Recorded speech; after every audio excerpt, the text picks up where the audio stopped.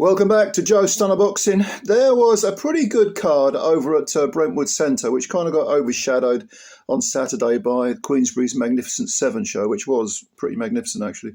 But top of the tree with this Brentwood card was a rematch between Ben Crocker and Stelios Papadopoulos. Now, they fought earlier this year. I think it was April, May time, sort of first half of the year. And Crocker beat Papadopoulos on an 8-round decision. He had Papadopoulos on the floor in the third round, and then Papadopoulos got up and made it very difficult for him in the second half of the fight. Good tough tussle, which was won by a single point by Crocker. Now, this rematch was for the IBF European super lightweight title. It's not the real European title. I don't care what anyone says. The only belt that really matters on the European stage is the proper EBU belt. Now, that's not to say that I'm belittling Crocker's achievement. It gets him a ranking and so on, within the IBF. No problem, but he's not the European champ. It's a springboard to, higher things. But I had this fight. This fight was won unanimously. The scores were 96-95, 96-94 and 97-93, which I thought was a bit wide. I had this a draw, 95-95. I totted up my card. I thought, oh, okay.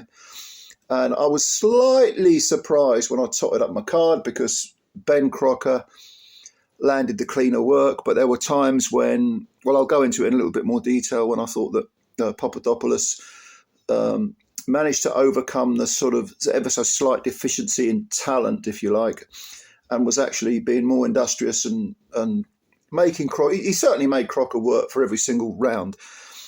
So Ben won a unanimous decision. He beats Papadopoulos twice in a row. They had they're both orthodox fighters. Crocker's 30 now, so he's probably as good as he's going to get.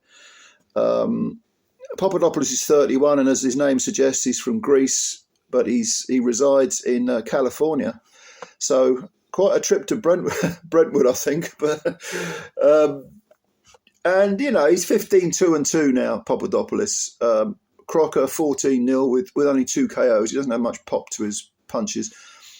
But I think Papadopoulos has only got about 5 stoppages himself. I've seen Papadopoulos before. I can't remember who he fought. I'm sure he's fought in Britain before, and he's definitely fought in the States because he lives over there. I can't remember who I've seen him against. Honestly can't. But I remember thinking, he's okay. He's a good enough fighter, decent level. But at 31 now, he's probably as good as he's going to get. These two are very evenly matched. And that if you get 2 fights who are evenly matched, you're always going to get a good fight. They'll give each other serious work. Do you know what I mean? If they fought 10 times, it would probably be very, very close.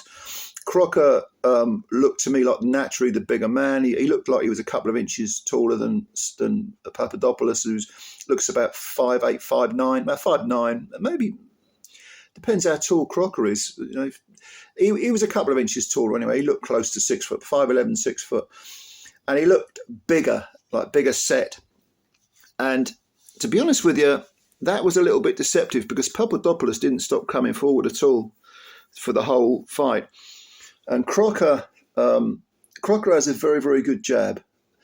And there were, early on in the fight, I thought he was winning rounds. Nearly all his rounds were pretty close. There were maybe 2 or 3 where you could go for one of the other guys, but it wasn't an particularly easy fight to score. And it was very close. Crocker's jab, like I say, was very, very good. Crocker seems to like to counterpunch, but he's kind of, even though he can move little half steps backwards, he likes to plant his feet so to try and get some meat on his counterpunches. Whereas Papadopoulos is more sort of bouncing up and down and trying to move forward constantly looking for little cracks in the defence. Although Crocker's defence is very high. He usually holds his hands very high. He can be hit to the head. Because he can be a little bit slow in bringing the jab back. And if you can time him, there's enough of a split second to time him for a counter. Papadopoulos did that a few times, but they were only individual shots.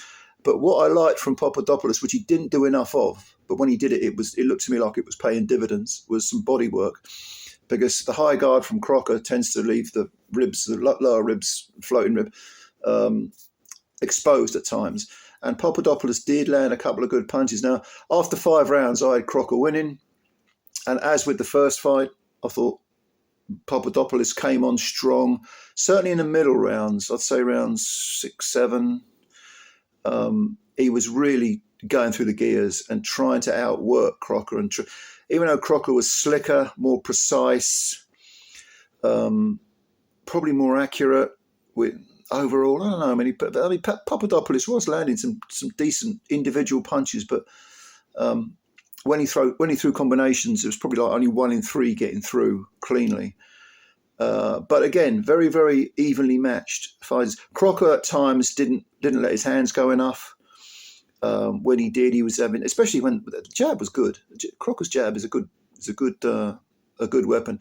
You can see why he's only got, I think, two KOs in 14 wins now.